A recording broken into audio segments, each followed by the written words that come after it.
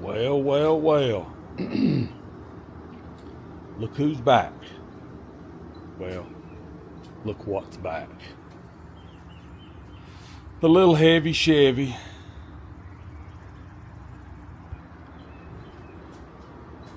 Heater core needs to be replaced. Finally got another new one from, I can't think of the name of the guy that's got it, that sells them. But we're going to get in here and get this tore out and see what happened. You know, because this last one that I put in, it was really nice, real nice. So I'm not so sure what happened, but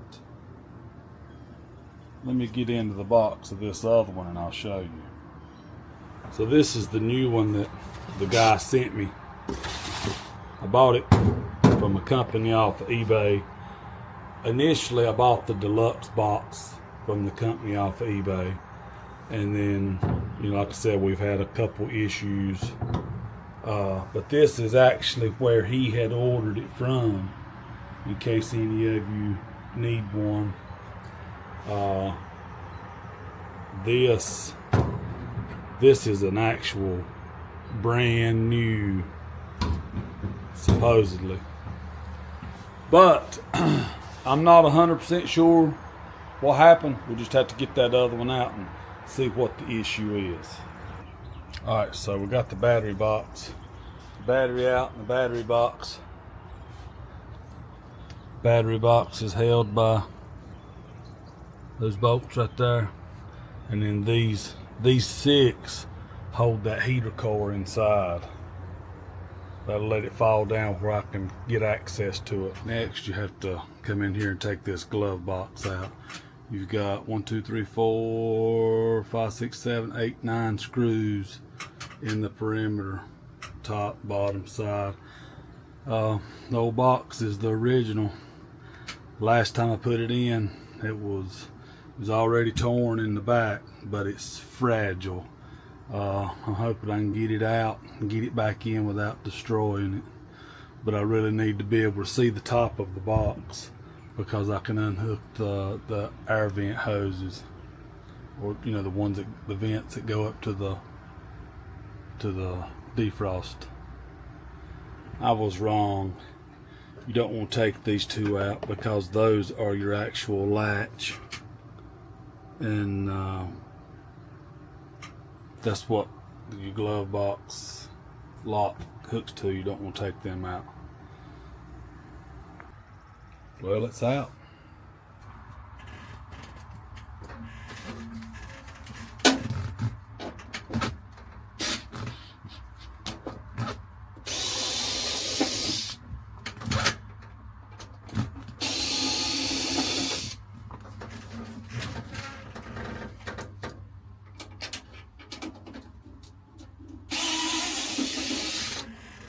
This is the little screwdriver that I reviewed.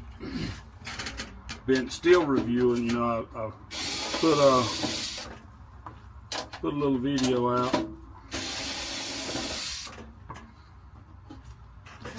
Works really good.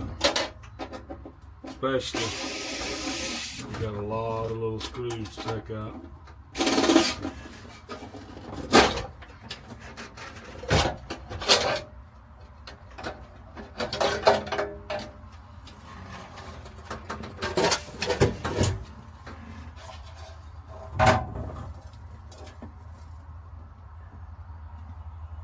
There's what one looks like on the inside. Go ahead and unhook this.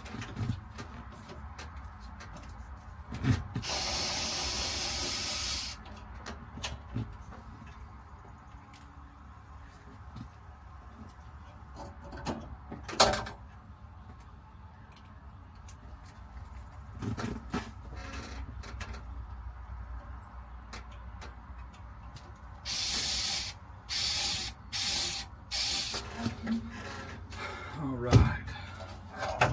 think we got it down enough so that we can take it in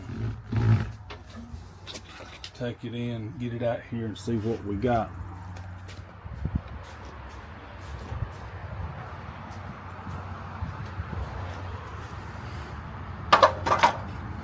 See if we can possibly see where the leak was coming from before we take it all the way out. I see a stain right there.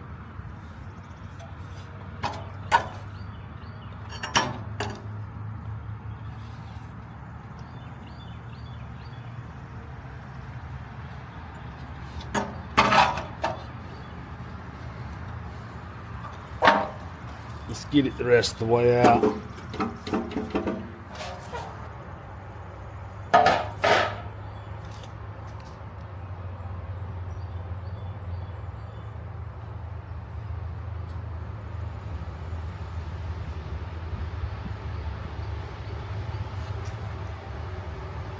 Well, I'll be honest with you, I don't see where it was leaking at. That's the aggravating part, is when you can't see the obvious. So I'm gonna inspect it a little more and I'll bring you back if I find anything. Do y'all remember that show, Ripley's Believe It or Not? Well, it's kind of the way I feel right here. So I have rolled this thing around every which way, right? And I was like, I can't see anything that looks out of place or to be leaking. Because, you know, when you roll them around, they've always got some Freon and stuff in them. Well, I go to the back of the truck and I bring this one out, and I thought, well, I'll sit here and go ahead and switch, because, you know, you got to put this guard on, got to pull that hose off and put this is what actually starts and stops the water flow. Won't you look right there? That looks like a knife cut. Now, no one, the guy that built this system, when it came to me, you know, it came all enclosed. And no one else has been in there with a knife. But as you can see, that is a small weeping split. See how it dried up when I wiped my finger away? When I mash it. Now, that looks like a light score from possibly whenever the manufacturer got it out of the box, or, you know, if it came vacuum sealed in a bag or whatever. You know how people, you're supposed to use a razor knife that's got just the tip sticking out so that they don't protrude through the boxes and cut the packages inside. That's the only thing I can figure. So the heater core is probably good. The hose has got a small split in it. I guess once it finally built pressure and got up, it showed, is you know, because he drove it a lot more than I did. But I'm gonna go ahead and put this new one in, because this one, after inspecting, it looks like it is an old core that they've just painted. So I'm gonna go ahead and put the new one in, and I'll reach out to the supplier and see if he wants this one back. This one, weight-wise, probably weighs a good 5 pounds. This one over here, maybe 2 pounds. So this one has got, this one is wider than the new one. Not by much, but a little. It's bigger. So that's weight-wise. But it also looks kind of stopped up through there, more so than what I remember. But anyway, that's the culprit. You can see now that it's dried up. See if I can zoom in on it a little more. See that little split? That was the culprit. So when that thing built pressure, it started weeping out. Man, I can't believe this. Some of the things that happen here are just mind-blowing. There you have it. A much cleaner install.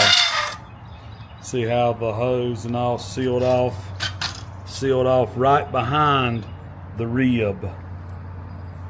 Same way here, right behind the rib.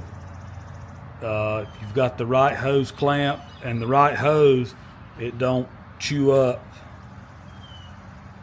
and make a mess. They had the wrong hose clamps on, which, I mean, I understand. I've done it in the past. People, we had a client come by yesterday and he was talking about a car that we'd fixed for him, and he said, you fixed my car just like you would have fixed it for yourself. He said, I appreciate that, but what people don't understand is we get paid to fix stuff nicer than what we do for ourselves. All of my stuff needs work, but yet I let it go so that we can make everybody else's stuff look good. So you don't want to tell me to fix it like I would do mine, because I'd let something go. Tell me to fix it so that it's presentable and as close to perfect as you can make it. Because that, for $3.64, that was a 3/4 to 3/4. That there is nice. All right, the box is back in. Controls work. A little bit harder to work that one with the wrong hand. So let's finish this thing up. All right, the battery box and all's back in. The box is in. So I guess we'll take this thing on a maiden voyage and see how it does. All I gotta do is just clean up everything in here and wipe up what antifreeze is on the floorboard. All right, we are successful on the heater core change. We took the old heavy Chevy out to lunch and then took it for a drive.